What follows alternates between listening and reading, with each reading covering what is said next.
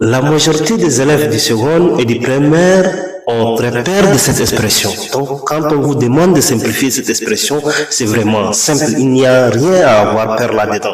Donc, ici, nous avons A qui est égal racine de 6 plus 2 racine de 5.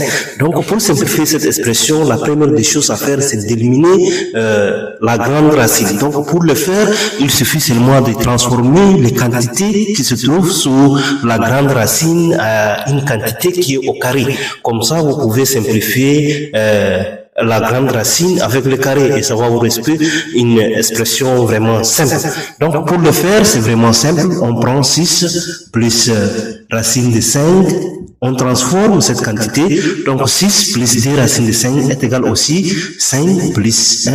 Pourquoi j'ai fait 5 plus 1? Parce que je transforme le 6 en fonction de la valeur qui se trouve sous la petite racine.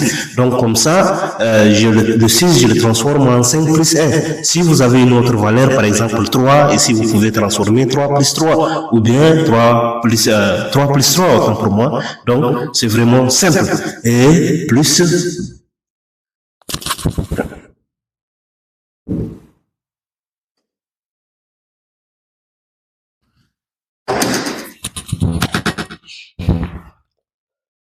beaucoup des élèves du classe de seconde et de première ont très peur de cette expression et pourtant c'est vraiment simple à simplifier. Donc dans cette vidéo, je vais vous montrer comment simplifier cette expression. La première des choses à faire, c'est d'éliminer la grande racine. Donc pour éliminer la grande racine, il faut transformer la valeur qui se trouve sous la grande racine à une valeur qui est au carré. Comme ça, vous pouvez simplifier la grande racine avec le carré et ça va vous rester une expression très simple.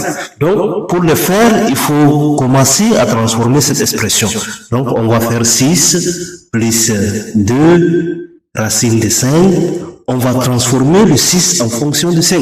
Si, par exemple, ici, vous avez une autre valeur, 3, vous allez transformer le 6 en fonction de cette valeur, la valeur 3. Donc, comme ici, nous avons 5, on va transformer le 6 en fonction de 5. Donc, qu'est-ce qu'on aura? 6 est égal aussi 5 plus 1.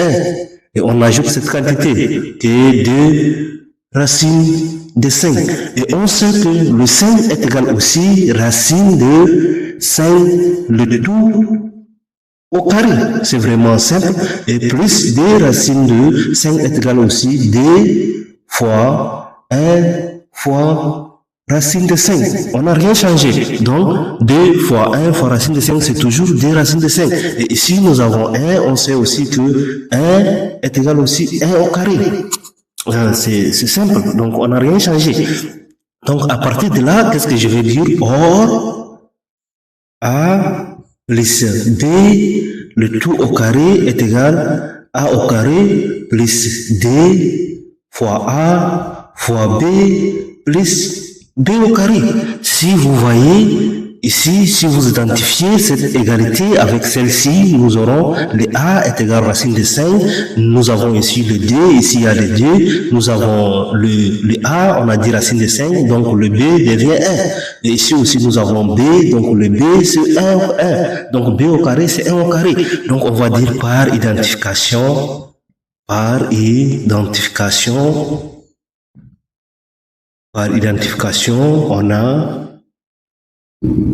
on a A qui est égal quoi? A qui est égal racine de 5. Donc je mets racine de 5, E, B qui est égal 1. 1 au carré, c'est B au carré. Donc B est égal 1. Donc ceci me donne 1. Alors, à partir de là, qu'est-ce que je vais faire?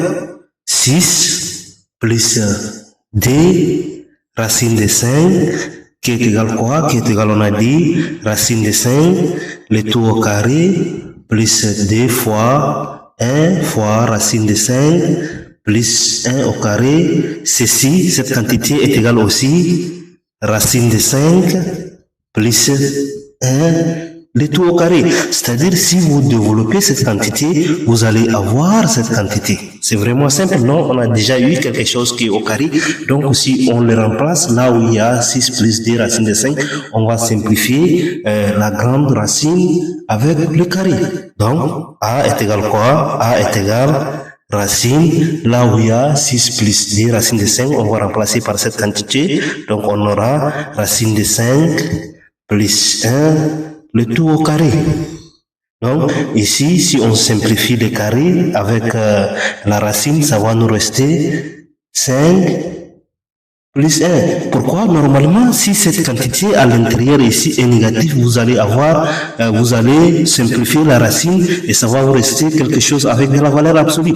Mais comme je sais que racine de 5 plus 1 est positif, donc c'est pas la peine d'utiliser la valeur absolue. Mais avant de simplifier, il faut toujours vérifier est-ce que cette quantité, elle est positive ou bien négative. Si c'est positif, vous allez tout simplement écrire cette expression ici. Si c'est négatif, vous allez prendre en valeur absolue. Et c'est vraiment simple. N'oubliez pas de vous abonner et de partager la vidéo avec les amis. Ça peut sûrement aider quelqu'un.